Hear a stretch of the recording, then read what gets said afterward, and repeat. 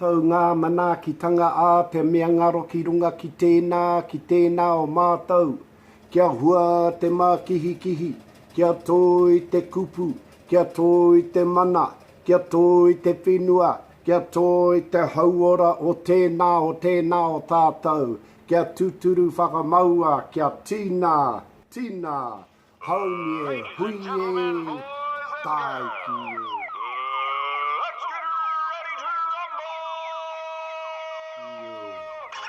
Kia ora koutou te whānau, nau mai, haere mai, hoki mai, te wiki tuarua, Kiimai 5. Welcome back to our second week of the Kiimai 5 10-week whānau workout and revitalisation of te reo rangatira o roto i a tātou.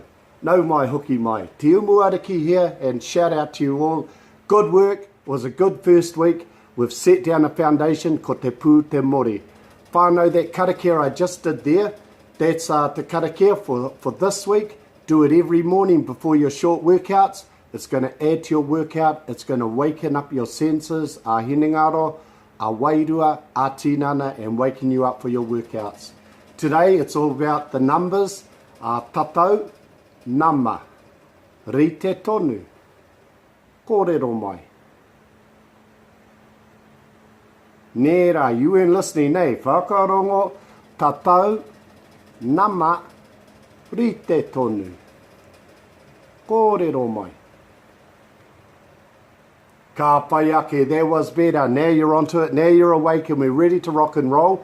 We're going to be counting to 10, and never mind taking off and say, I already know how to count to 10. I want to hear that you can whakahua, make all those sounds that you learned in the oro puare, the oro kati. I want to hear the sounds. I don't care that you can count to 10. I want to hear that you can hear the sounds are all there and they haven't been compromised or you haven't lost the sound. Then we're going to add 1, 2, 3 concepts to those numbers. So if you don't know the numbers solid and got them locked down, you'll get lost on the rest. So let's go whānau. We're trying to do these in 2 minutes and we're already taken 1.5. Here we go, whānau. Let's go. Tahi, rua. All right, with me. Toru, whā. Tahi, rua, toru, whā, rima. Join me. Ono, pitu, waru, iwa, tekau,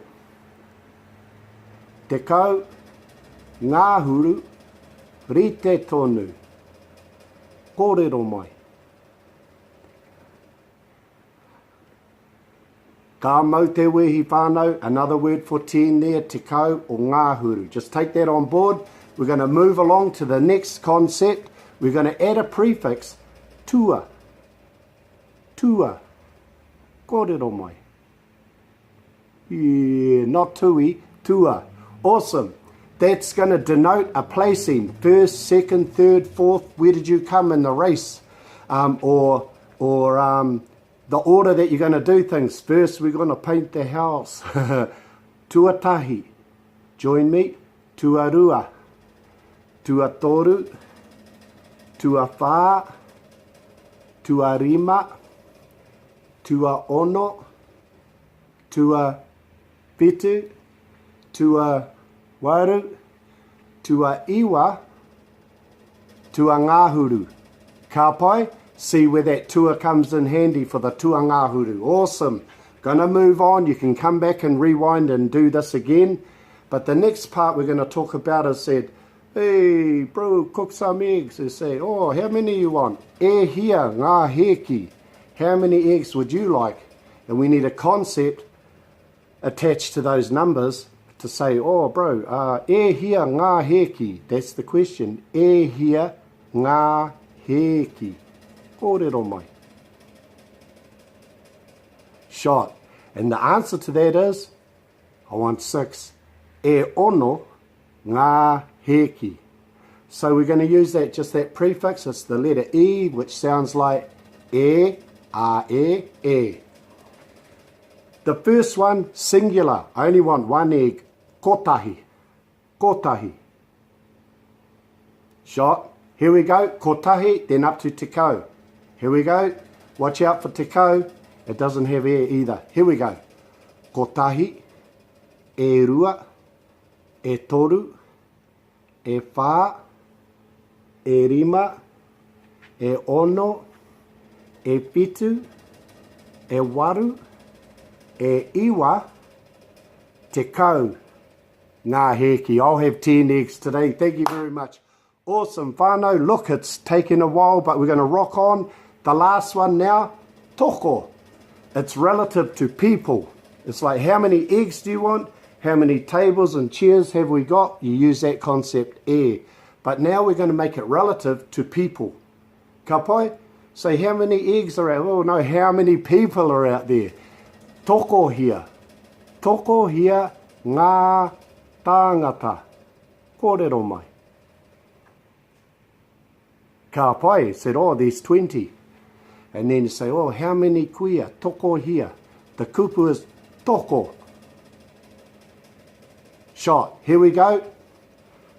We'll start with kotahi, singular. There's only one. Kotahi, kotahi, toko rua, toko toru, toko whā, come on, toko rima, toko ono, toko itu, toko waru, toko iwa, te kau.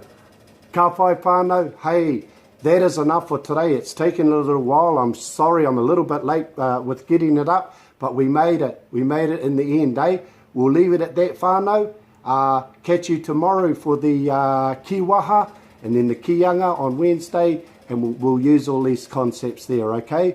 So something to think about. A bit of an extra there today. It's supposed to be 2 minutes, so you fellas owe me 4. E rongo whakairia ki runga kia tīnā, tīnā. Haumia hui e, tai ki e. Kia ora koutou, welcome back. Nau mai hara mai hoki mai, te Umuariki here. Hey, I told that fella, you used up all my megabytes in that last one. You took too long. It's supposed to be 2 minutes. So today, whānau, going to be a short one, short and sweet. Bit of a cardio workout and whakapakiri tō reo, strengthen your reo and get you on your toes for what you did yesterday, whānau. So yesterday you were talking about ngā nama, me ngā tatauranga, all to do with counting and relativeness to numbers and counting and digits, okay, and volume and different things and people. So what we'll do today is our Kïwaha, we're on sayings and idioms. There's got to be one for that guy taking too long yesterday though, but anyway, you guys are all awesome. Ka mau te wehi. I know you've heard that one, but let's try it again. There's some people on here, they haven't heard it. Ka mau te wehi. Ka pai. We used to do it at Te Reo Maiaha with the whānau, and they put some actions to it. It kind of looks like this. Boom, boom. Ka mau te wehi. Hey, all that. Oh, that was awesome. Like that. One more. You know you want to do it. Come on. Boom, boom. Ka mau te wehi.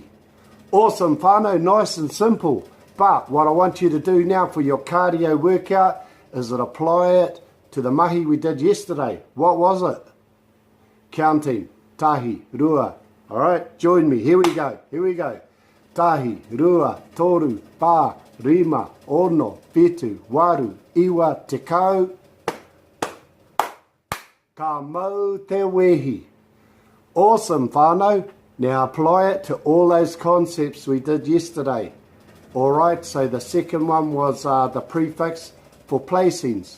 Tuatahi, tuarua, tuatoru, tuawha, tuarima, tuaono, tuapitu, tuawaru, tuaiwa, tuangahuru.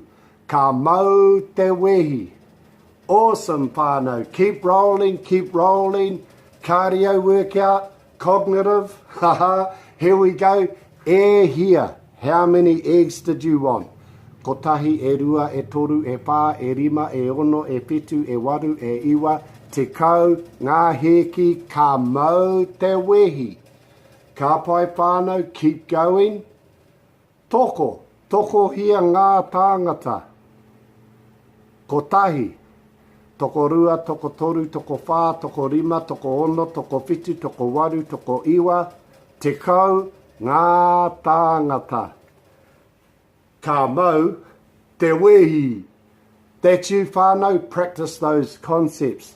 Whakapakari, reconsolidate what you did yesterday, and then just put in this Kïwaha at the end of each one.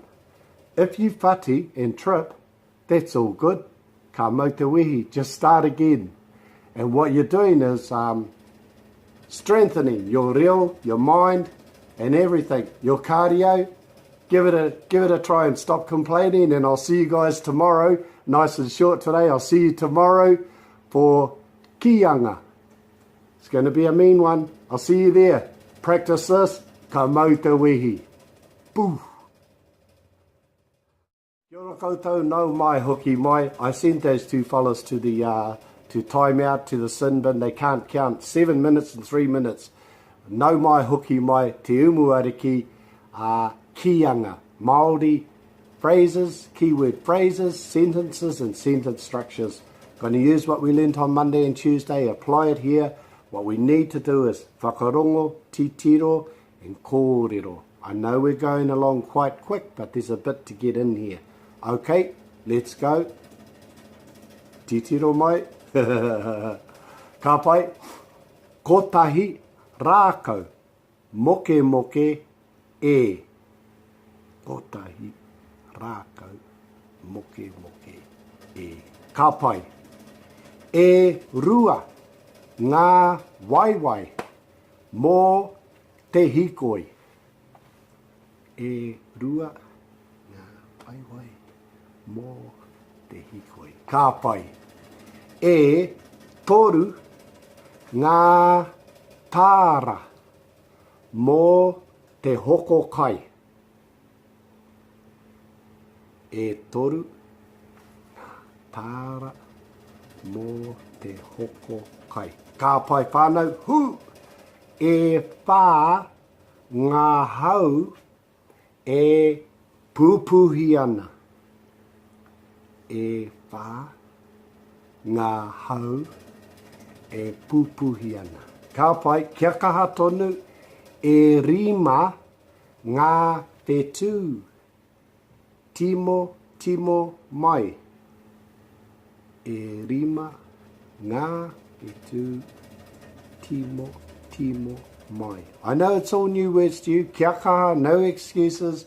E ono ngā heki I te kōhanga. E ono ngā heki I te kōhanga. Ka pai. Nearly there. E pitu ngā tai o te kōpere. E pitu ngā tai o te kōpere. Ka pai whānau, we're nearly there. E waru ngā ringa o te whēke. E waru ngā ringa o te pēke. Ka pai. E iwa ngā waiata pāreka reka e. E iwa ngā waiata pāreka reka e. Nearly there, last one. Te kau ngā hoa pai kia hau. Te kau ngā hoa pai kia hau. Oh, still took 3 minutes. Anyway, that's enough for today, whānau. Ka mau te wehi, ka kite a pōpō, Whakataukï. Hui! Pūkana! Kia ora koutou. Just thought I'd surprise you. Thanks for dropping in. Nau mai hoki mai ko te rā pare. Ko te rā pare, Whakataukï. Whakataukï. Ka pai, what were we all about? Numbers, tahi rua, toru whā, then placings, tuatahi. Let's use a little bit of the numbers in line with the Whakataukï. Nice simple one here today, whānau, because you guys have been dragging it out all week. And I know you've been working up a sweat there. Ka mau te wehi whānau. Here's our Whakataukï mo tēnei rā. What is it? Ko ware ware. Nā, ka. Ka mate he kāinga tahi. Ka ora he kāinga rua. Akarongo. Ka mate he kāinga tahi. Ka ora he kāinga rua.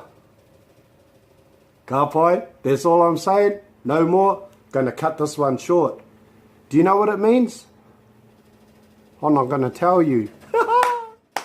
That's your mahi, tēnei rā. I'm not gonna give you all the answers. Cut it out. I want you to check it out. What does it mean? Is it a good thing to say it? Ka mate he kāinga tahi, ka ora he kāinga rua. I want you to think about it. There must be some comment somewhere around here. Post a comment. Tell me what you think. If you want to up the ante for your reo and whakapakari, whakamarama mai roto I te reo rangatira. He pai, he whakaro noa. Let's have some fun. Whānau ka mau te wihi, ka mate he kāinga tahi, ka ora he kāinga rua.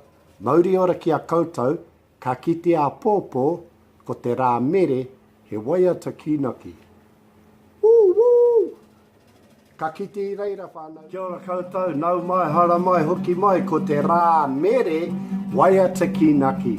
Whānau, it's been a bit of a mean workout this week. I know you've been a lot of new kupu in there and a lot of quick things coming in there, but it was good. Keep us thinking, keep us moving, keep us on our feet. Yeah, bit of feedback coming in, so that's really good. Whānau, keep it coming. Let's just keep rolling. If you're only joining us today, hopefully the kupu are up there somewhere. Kei runga no atu. Titiro ki runga mō ngā kupu. And for those of you who learnt in the Kïanga, the sentence structure during the week, well, today we're going to consolidate that. And I know you already know it, so you know the words for our waiata. So I'm going to go through it twice so we can rock it on and not take up too much time. I know it's Friday night and I know what you're going to get up to. Here we go. Ko tahi rākau, ko tahi rākau, moke e hia, e rua ngā waiwai, mo te hikoi e toru ngā tāra, mo te hoko kai, e pā ngā hau, e pupuhi ana. Rima ngā petu, timo mai, e ono ngā peki, I te kohanga, e pitu ngā tai, o te kopere, e waru ngā ringa, o te peke, e iwa ngā waiata, reka e te kau, ngā hoa, pai ki a hau, ko tahi rākau, kia kaha, ko tahi rākau, moke e hia, e rua ngā waiwai, o te hikoi e toru ngā tāra, mo te aha, mo te hoko kai, e pā ngā hau, e pupuhi ana,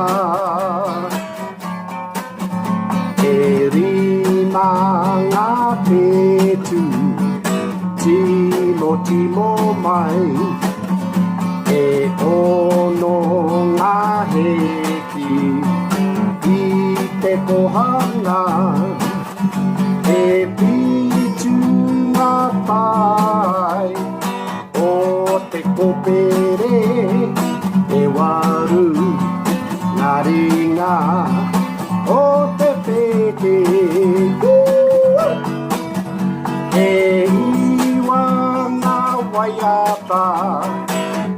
Reka reka e te kau ngā hoa pai ki a hau te kau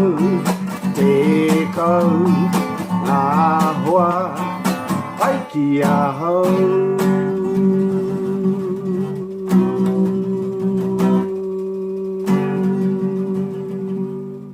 Ka mau te wihi whānau i tino pai te Waiata, harikoa, whakakoakoa i te ngākau me ngā tangata e whakarongo ana.